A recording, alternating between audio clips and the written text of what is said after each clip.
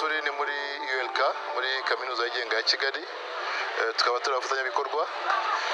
Twishimiye cyane kuba ubuyobozi bwa ULK bwadutumiye kwifatanya nabwo mu muhango wo gutanga impamyabumenyi zitandukanye mu byiciro bitandukanye bya kaminuza ku nshuro ya 21.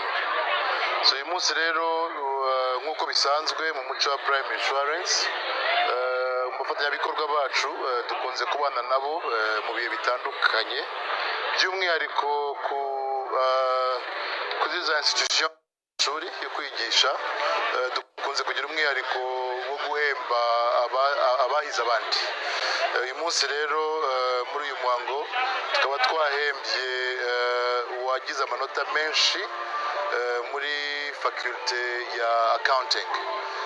Igihembo rero twamuhaye ni full sponsorship, tukaba tuzamwishyurira icyiciro cya 3 cya kaminuza mu buryo bwo kumufasha kugira ngo amashuri akomeze, nagarukira gusa mu cyiciro cya 2, ariko nanone ikaba natwe ari umusanzu wacu dutanze ku rubyiruko kugira ngo tubafashe kubera kwitegura ejo heza, biga biyungura ubumenyi ndetse bikazanabategura ku isoko ry'akazi.